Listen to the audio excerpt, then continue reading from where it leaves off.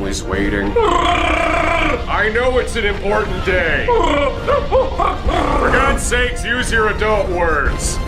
I'm sorry, Cinema Snob, it's just, I'm so excited! It's the Star Wars Holiday sequel and we're totally retconning the problems of the last one! We're not going anywhere unless we outrun that giant slice of pizza.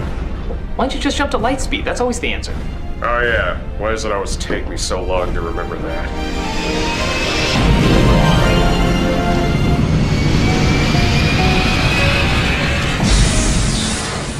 Critic, we're home. Yep, the same old coloring book cover that we're used to. Come on, I want you to meet my extended family for Hanukkah! Oh god, they're not a bunch of Wookiees like in the last special, are there? No, I told you, Snob, we're doing something completely different this time. Oh, hello, sir. They're Jar Jars. Honey, we got the company. We got the company. We got the companies. I could use a Jefferson Starship cameo about now. Now you sit here and watch things while I go and make the dinners. Oh, Piosa! So what do we watch, holiday specials? Oh, no. We partake in the most classic of Hanukkah traditions. We just sit around and watch stuff that has absolutely nothing to do with the holiday whatsoever. Oh, look! The Force Awakens is on! I see what you did there. It's very subtle. The highly anticipated sequel to the now poorly named sci-fi trilogy is here. Star Wars The Force Awakens. Can it make up for the Siths of the past? Will there be a special edition where CG characters are replaced with puppets? And most importantly, will it lead to even more holiday specials? More? Come on, Halloween, Easter, wouldn't you love to see how Jar Jar celebrates Black History Month? I'd rather drive with Jake Lloyd. This is The Force Awakens. So it starts off with, hold on a second.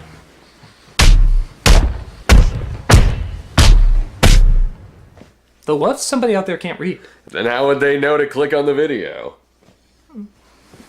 It starts off with a rebel spy giving secret information to a little droid just before stormtroopers come in and separate them. Wait, that sounds eerily familiar. Road Ship had the same plot. Really? Who knows? You'll never see it to find out. Instead of the Empire this time, it's the First Order. Which is just another name for Empire, isn't it? Pretty much. As one of their leaders, Kylo Ren, tells them to put the pilot named Poe on the ship and kill everybody else. Put the pilot named Poe on my ship and kill everybody else. Especially Max von Sydow. This would be 001. What's Harvey Korman doing in this? Oh, he's a robot that lets us know when a good actor is completely wasted in a role. Number 265, Max von Sydow. Gone, but not unforgotten. Does that happen a lot in this movie? Does the Jedi menorah have 9 lightsabers? But one stormtrooper named Finn is shocked that being a psychotic killer means being a psychotic killer. So he breaks Poe out but gets shot down to planet not Tatooine, where Finn presumes Poe's dead as the ship sinks into the sand. And blows up. Perhaps it was allergic to sand? It is very coarse, rough, and irritating. And it gets everywhere. This is when we meet Rey, a scavenger waiting for her family to return who comes across the droid named BB-8. Well, aren't you an adorable soccer ball with the stormtrooper's butt cheek on top? But the Nod Empire finds the droid too, causing her to run into Finn, and the two of them team up trying to escape. They come across the Millennium Falcon, which is confused for scrap metal. It belongs in a museum! And they take off in it, seeing how apparently none of these ships require keys of any kind.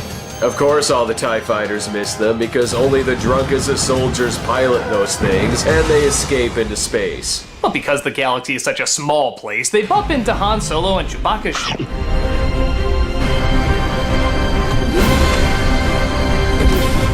Here, wait a minute, what's with the animation all of a sudden? Well, through certain camera lenses, some people look like poorly animated cartoon characters. Not happening.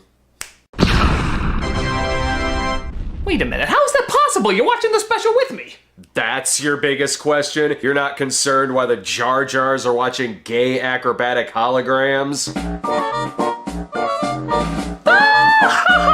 Oh, Piosa! You just don't understand Hanukkah. Yes, because you've never explained it to me. It's not something you explain, it's something you feel. I feel like a scotch right now. Double Piosa! So Rey and Finn explain their situation, and Solo agrees to help them get the droid to the Not Rebels. After he's attacked by some people he owes money to. Just hide here until this pointless detour blows over. Pointless detour? That ties in perfectly with... Okay, time to watch the human pornographies I have for some reason. Oh, Piosa! How is that even possible? Well, this should fittingly explain how pointless this scene is. Angry men wanting their money back. Ooh. Giant octopuses that come out of nowhere. None of it tying into the story. Oh yes. But still shorter than the opening of Return of the Jedi. Alright. You sure this isn't the porno version of Star Whores? Now I think the plot would actually be more focused. So Kylo Ren talks to Supreme Leader Snoke and... Holy shit! What the hell is that? Oh my god, that's the new Emperor? He's gigantic! Holy smoke! Imagine the possibilities you can do with this! Supreme Leader, I am sorry we have to talk to you via non-cost-effective gigantic hologram. Boo! That's for making me think you were awesome. Well, who knows? Maybe it still has a pretty good design. I thought I said no more cartoons than this. Actually, I think that's supposed to look realistic. Kylo Ren! Yeah, remember that cheap-ass alien from Kingdom of the Crystal Skull? He's your Emperor now, except somehow he looks even faker. Not to mention a whopping 7 lines from the actor you're never allowed to see act Andy Serkis. Ouch. Even the name Snoke, it sounds like an 80s cartoon about a bunch of colorful creatures that live underwater. But he does at least let out this important bit of information. By the way, how is your father Han Solo?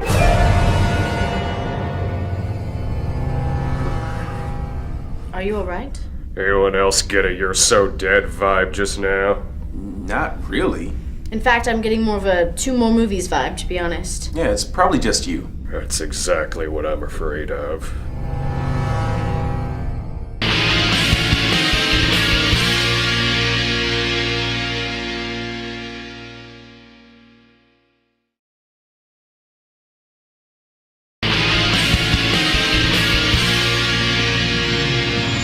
So after finding out the villain has a father-son relationship with one of the good guys, we go to a cantina where a ton of weird aliens hang out. Okay, none of this is ringing a bell as having been done before. Oh, I see where you're going with this.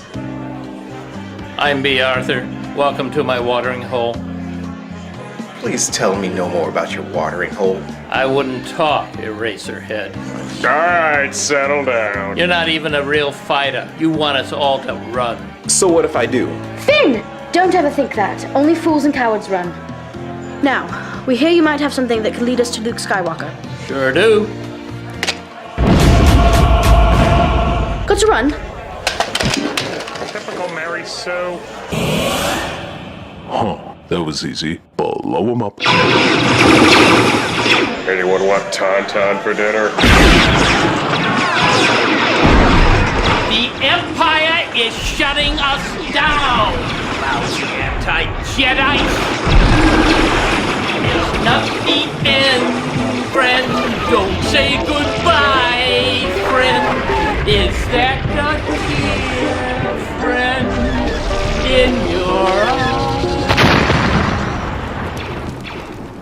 I'm alright, kid. So, Rey is captured and interrogated by Kylo Ren. Only to have Rey interrogate him. Why do you seek Skywalker? Why did you seek Skywalker? He's a jerky uncle who didn't let me play with the dark side. You have the Force. I do? Well, then you will leave me with a weak-minded stormtrooper so that I can escape. Ha! Joke's on you. That's what I was gonna do anyway. Hey. Release me. Okay. Meanwhile, Finn meets up with his old friend Poe, Hey! Surprised I'm alive? No, I saw it in the trailer. while Solo meets up with his old flame General Leia. Leia, I saw her son. Han, I know there's still good in him. He just Jackson Pollocked a cantina with a bunch of space Nazis. He's a little past grounding at this point. Please promise me that you'll try and win him back. Promise. Alright, I'll try to win him back. Also, can you fill out these insurance forms? Okay. And close out these bank accounts. Alright. Also, wear this red shirt. I really think it screams you. It's an Abrams movie, why not? Oh, I know you can do it! Solo and Finn sneak aboard their base and force the captain of the stormtroopers to lower the shield. Lower the shields. Into the garbage chute unseen Gwendolyn Christie performance. I think this one speaks for itself. They run into Rey, but also into Kylo Ren, who Solo decides he's going to confront. I decides I'm going to confront. Have I ever told you that you're like a mentor to me? Christ, I have no chance. So Solo approaches his son, who takes his mask off to reveal that he's actually a pretty good-looking guy. Well, and why the hell does he wear a mask? Well, the dark side does seem to be anti-pretty people. Son, I know we haven't seen each other in years, and there's people pointing guns at us, and I know I haven't given you any new reasons to come back, but I'd like you to come back. Before I answer, could you just take another few steps forward? Oh, sure. Your mother misses you, son. I miss you too. And if you could forget for a minute that both the writer and I wanted me to die in Return of the Jedi, well, it would be great if you could. What a surprise! I love you. Great shot, kid! That was 1 in a million! So after the old mentor is killed, a bunch of ships fly in to stop the giant planet-destroying ball that's about to blow up the base where Leia is, while a lightsaber duel takes place with a villain who seems torn between good and evil. None of this is sounding familiar in the slightest! Like, at all! Hey, you're the one who keeps living in the past, having Harvey Korman and Drag teach the dreidel. Spin, turn, spin, turn, spin, spin, turn. 3,000 years of beautiful tradition from Moses to Sandy Koufax. You're goddamn right I'm living in the past! Oh, come off it, Critic. You're not even fucking Jewish, man. I converted to Chewbaccaism the minute I married Mrs. Jar Jar. Dreidel, dreidel, dreidel. I made you out of whore! This does bring up a good point though. As similar as these scenes are to the past, there's not as much investment in them. We care for the Death Star battles in the other films because we knew Luke Skywalker, we knew Lando Calrissian, and we knew the emotional stakes. Here, we have Poe in the space battle, who hasn't had a lot of screen time, and we don't really know the consequences of either base blowing up. The bad guys always seem to make a bigger base after one is destroyed, and we're not sure if the majority of rebels are on the planet this time or if they're spread out.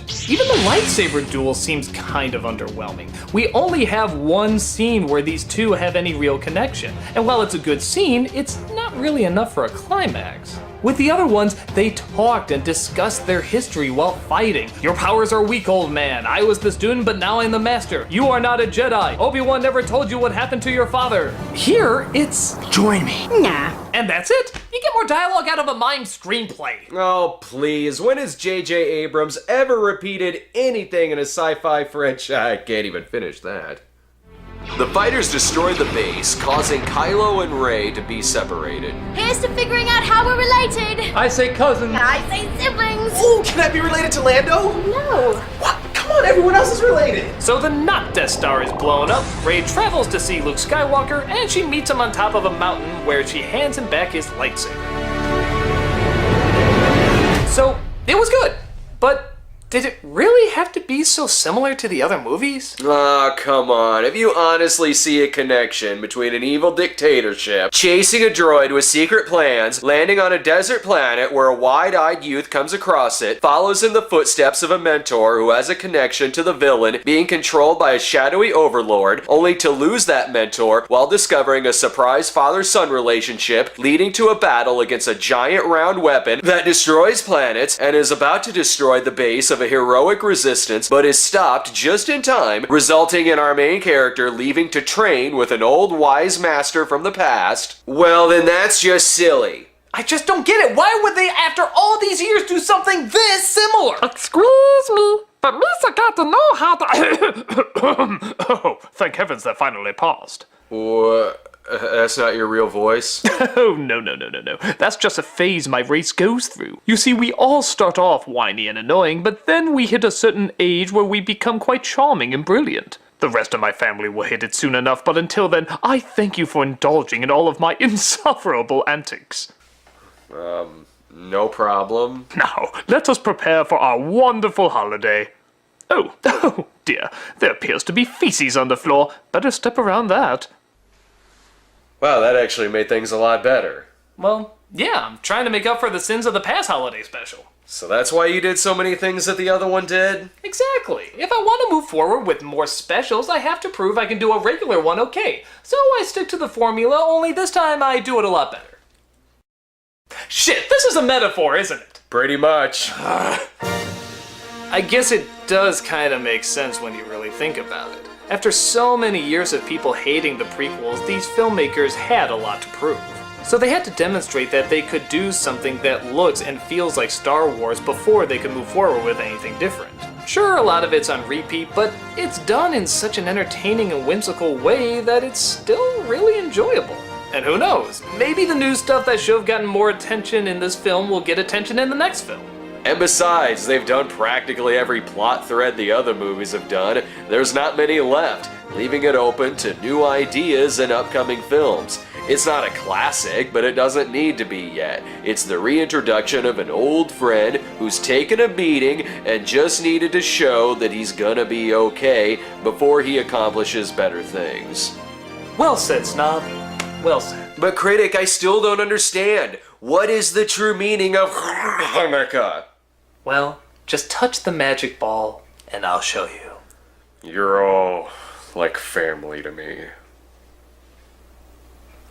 Just touch the goddamn ball.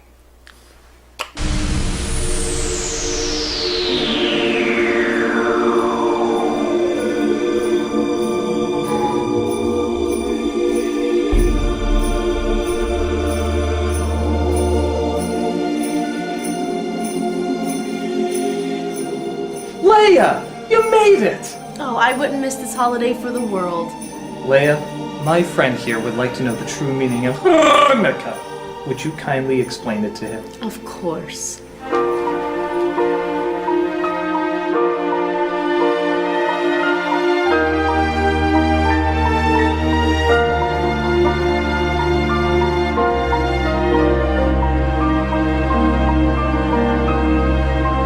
We...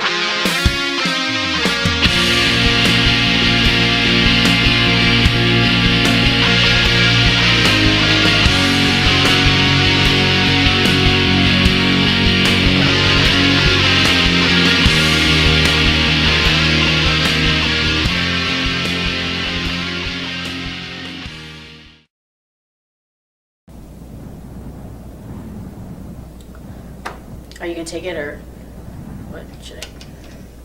What? You need to hold it for a month. A month? But next month is January. You know what that means?